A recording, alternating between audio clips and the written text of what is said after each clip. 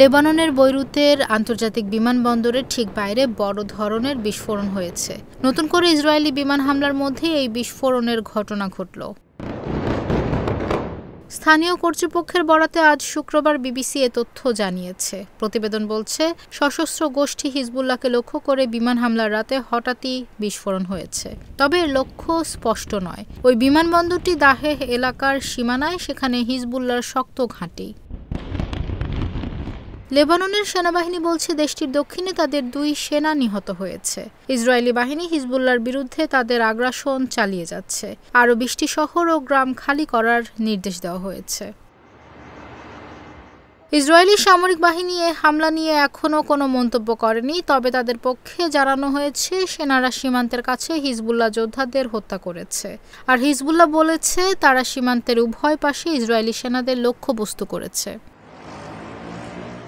এর আগে স্থল অভিযান শুরুর তৃতীয় পূর্ণদিনে বৃহস্পতিবার মাত্র কয়েক ঘন্টার মধ্যে লেবাননে 2টি বড় হামলা হয়।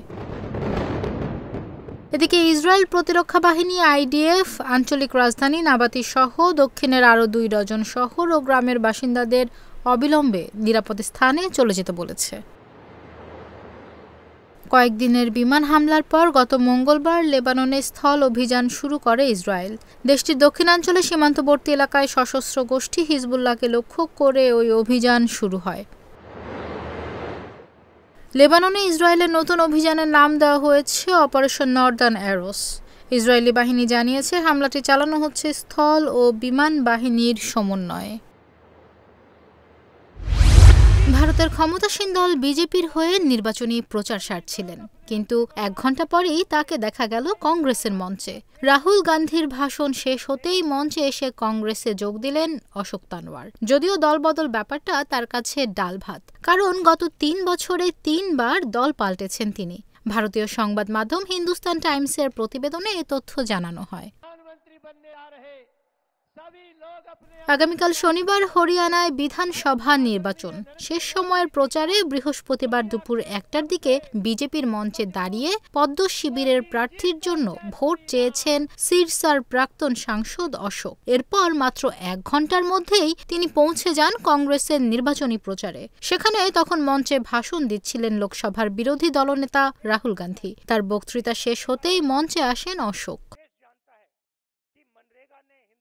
দল পাল্টে ফেলে সকলকে চমকে দেওয়াটা অভ্যাসে পরিণত করে ফেলেছেন অশোক। গত নভেম্বরে বিজেপিতে যোগ দিয়েছিলেন হরিয়ানার এই নেতা। বিজেপিতে যোগের আগে তিনি ছিলেন আম আদমি পার্টিতে। 2021-এর নভেম্বর মাসে দিল্লিতে মমতা বন্দ্যোপাধ্যায়ের উপস্থিতিতে তৃণমূলেও যোগ দেন অশোক। তবে অশোক তানওয়ার রাজনৈতিক ক্যারিয়ার শুরু করেন যুব কংগ্রেস থেকে। রাহুল গান্ধীর ঘনিষ্ঠ হিসেবে পরিচিত ছিলেন। পরে হরিয়ানা প্রদেশে কংগ্রেস সভাপতিও হন, কিন্তু ভূপেন্দ্র সিং হুডার সঙ্গে মতবিরোধের জেরে কংগ্রেসের মূল স্রোত থেকে ছিটকে যান। এদিকে হরিয়ানায় ভোট প্রচারের শেষ 2 দিনে দেখা যায়নি ভারতের প্রধানমন্ত্রী নরেন্দ্র মোদীকে। পরিসংখ্যান বলছে, 2014 সালে হরিয়ানার বিধানসভা ভোটে 10টি এবং 2019 সালে 7টি জনসভা করেছিলেন মোদী। সেই তুলনায় এবার করেছেন মাত্র 4টি।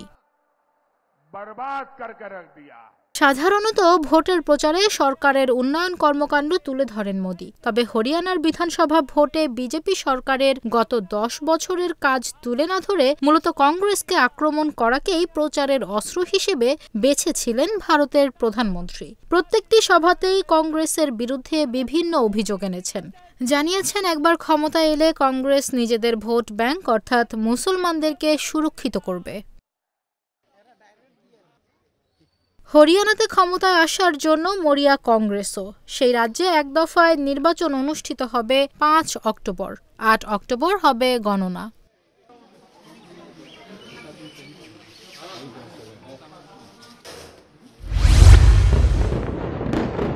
লেবাননের সশস্ত্র গোষ্ঠী হিজবুল্লাহর প্রধান হাসান নাসরুল্লাহর উত্তরসূরি হাশেম সাফিউদ্দিনকে হত্যার দাবি করেছে ইসরায়েল। গতকাল বৈরুতে হিজবুল্লাহর গোয়েন্দা সদর দপ্তরে হামলা চালিয়ে তাকে হত্যা করা হয়। ভারতীয় সংবাদ মাধ্যম এনডিটিভির প্রতিবেদনে এ তথ্য জানানো হয়। তবে হাশেম সাফিউদ্দিনের মৃত্যু নিয়ে হিজবুল্লাহর পক্ষ থেকে কিছু বলা হয়নি। গত ৩২ বছর ধরে হিজবুল্লাহর সঙ্গে জড়িত হাশেম ২০১৭ সালে তাকে কুখ্যাত জঙ্গি ঘোষণা করে আমেরিকার পাশাপাশি সৌদি সরকারের কালো তালিকাতেও রয়েছেন হাশেম। গাজা যুদ্ধ শুরু হওয়ার পর গত ১ বছর ধরে ইসরায়েল এবং হিজবুল্লাহর মধ্যে আন্তঃসীমান্ত সংঘর্ষ চলছিল। গত ২ সপ্তাহ আগে লেবাননে হামলা শুরু করে ইসরায়েলি হামলায় নিহত হন হিজবুল্লাহর প্রধান হাসান নাসরুল্লাহ। এখন পর্যন্ত লেবাননে ইসরায়েলের হামলায় প্রায় ২,০০০ মানুষের মৃত্যু হয়েছে, বাস্তুচ্যুত হয়েছে ১২ লাখের বেশি মানুষ। এদিকে গাজায় ইসরায়েলের হামলায় এখন পর্যন্ত ৪২,০০০ মানুষ নিহত হয়েছে। ফিলিস্তিনের ভূখণ্ডটিতে থাকা ২৩ লাখ মানুষই এখন বাস্তুচ্যুত।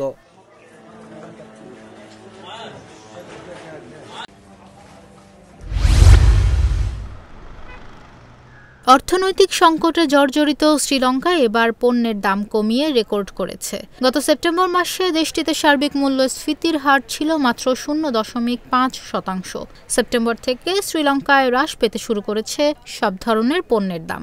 এখনও অব্যাহত সেই ধারা। এর আগে সর্বশেষ মূল্যস্ফীতির এমন হার দেখা গিয়েছিল ১৯৯৫ সালে। ওই বছর দেশটির মূল্যস্ফীতির হার নেমে গিয়েছিল 0.৯%। সেই হিসেবে বর্তমানে মূল্যস্ফীতির যে হার তা নিশ্চিতভাবেই ১৯৪৮ সালে ব্রিটিশ ঔপনিবেশিক শাসনের পর শ্রীলঙ্কার গত ৭৬ বছরের ইতিহাসে এই প্রথম। আদমশুমারি ও পরিসংখ্যান অধিদপ্তরের প্রতিবেদনে উঠে এসেছে, সেপ্টেম্বরে মূল্য সংকোচনের কারণে খাদ্যদ্রব্য ও খাদ্যদ্রব্য বহির্ভূত ব্যয় কমেছে। অথচ ২ বছর আগে দেশটির মূল্যস্ফীতি অস্বাভাবিক বেড়ে পৌঁছেছিল ৬৯.৮%। খাদ্য, জ্বালানি, ওষুধের মতো নিত্য প্রয়োজনীয় পণ্যের দামে আক্ষরিক অর্থেই আগুন ধরে গিয়েছিল। সেখান থেকে মাত্র ২ বছরের মধ্যে অসাধারণ সাফল্যের সঙ্গে মূল্যস্ফীতি নিয়ন্ত্রণ করল দেশটির সরকার। সরকারি রিজার্ভের অর্থ অপব্যয় এবং করোনা মহামারীর জেরে ২০২১ সালের মাঝামাঝি সময়ে ডলারের মজুদ তলানিতে ঠেকে যায় শ্রীলঙ্কার। ফলে নজিরবিহীন অর্থনৈতিক সংকটে পড়ে শ্রীলঙ্কা। অতীতে কখনো এ ধরনের পরিস্থিতি মোকাবিলা করতে হয়নি দেশটিকে। জনগণের প্রবল বিক্ষোভের মুখে ২০২২ সালের মাঝামাঝি দেশ ছেড়ে পালাতে বাধ্য হন শ্রীলঙ্কার প্রেসিডেন্ট গোতাবায়া রাজাপাকসে। তিনি ক্ষমতা ছেড়ে দেওয়ার পর নতুন প্রেসিডেন্ট হন রনিল বিক্রমাসিংহে। তার আমলেই বিশ্বের দ্বিতীয় বৃহত্তম ঋণদাতা সংস্থা আন্তর্জাতিক মুদ্রা তহবিল থেকে $২৯০ কোটি জরুরি ঋণ লাভ করে শ্রীলঙ্কা এবং দেশটির অর্থনীতির ঘুরে দাঁড়ানোর শুরু হয় সেখান থেকে। গত সেপ্টেম্বরে প্রেসিডেন্ট নির্বাচন হয়েছে শ্রীলঙ্কায়। সেই নির্বাচনে জয়ী হয়ে দেশটির নতুন প্রেসিডেন্ট হয়েছেন অনুরাকুমারা দিশানায়েকে। তিনি ইতোমধ্যে জানিয়েছেন যে IMF এর সঙ্গে সম্পর্ক চালিয়ে যেতে তিনি আগ্রহী, তবে যেসব শর্তে সংস্থাটি ঋণ দিয়েছে সেগুলোর মধ্যে কয়েকটি শিথিল করতে চান তিনি।